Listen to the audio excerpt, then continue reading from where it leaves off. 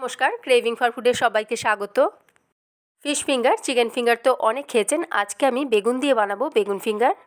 চলুন দেখে নিই এটা কিভাবে বানাবো। প্রথমে বেগুনের খোসাটা ছাড়িয়ে নিচ্ছি। বেগুনের খোসাটা ছাড়িয়ে নেবার পরে বেগুনের দুদিকটাও কেটে নেব।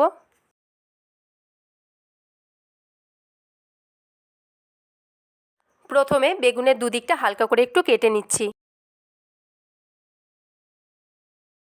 বেগুনগুলো এইবারে মাঝখান থেকে এইভাবে কাটবো।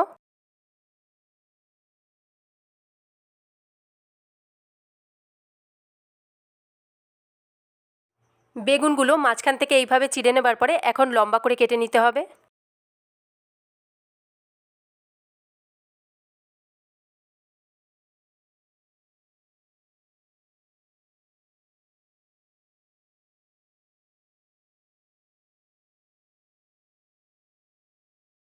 এই একইভাবে বাকি বেগুনগুলো কেটে নেব।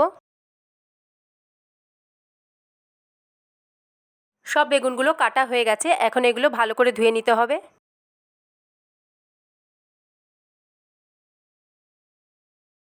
একটা প্লেটে আমি হাফ কাপ মতো ময়দা নিয়েছি। এখন এর মধ্যে দিচ্ছি 1 চামচ মতো মিট মশলা, 1 চামচ চাট মশলা, হাফ চামচ গোলমরিচ গুঁড়ো, হাফ চামচ লঙ্কার গুঁড়ো আর স্বাদ মতো নুন দিয়ে সব কিছু ভালো করে মিশিয়ে নেব। যদি হাতের কাছে মিট মশলা, চাট মশলা কিছুই না থাকে, সামান্য গরম মশলার গুঁড়ো দিলেও স্বাদটা ভালো আসবে। এখন একটা বাটির মধ্যে দিয়ে দেবো একটা ডিম।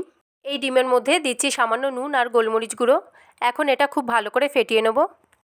এটা নিরামিষ দিনের জন্য বানালে ডিমের গোলার পরিবর্তে 1 চামচ অ্যারারুট অথবা কর্নফ্লাওয়ার জলে গুলে নিতে পারেন। ডিমটা ভালো করে ফেটিয়ে নেবার পরে এখন বেগুনের টুকরোগুলো এক এক করে ময়দার মিশ্রণে দিয়ে ভালো করে মাখিয়ে নেব।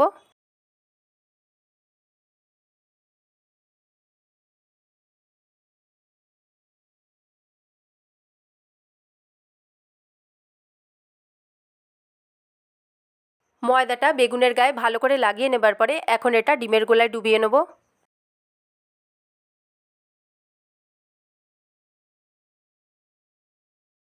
ভালো করে ডিমের গোলায় ডুবিয়ে সবশেষে বিস্কুটগুলো লাগিয়ে নিচ্ছি।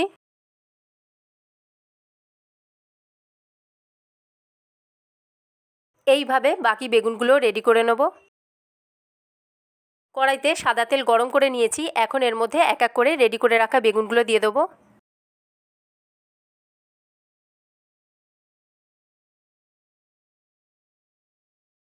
একটা চামচের সাহায্যে ভালো করে উল্টে পাল্টে বেগুনগুলো ভেজে নিচ্ছি। এইগুলো ভাজা হয়ে গেছে, বাকিগুলো একইভাবে ভেজে নেব। এই রেসিপিটা আপনারা একবার বানিয়ে দেখুন, বাড়ির সকলের খুব ভালো লাগবে। দেখা হচ্ছে আরও একটি নতুন রেসিপির সাথে। ততক্ষণ ভালো থাকবেন, সুস্থ থাকবেন।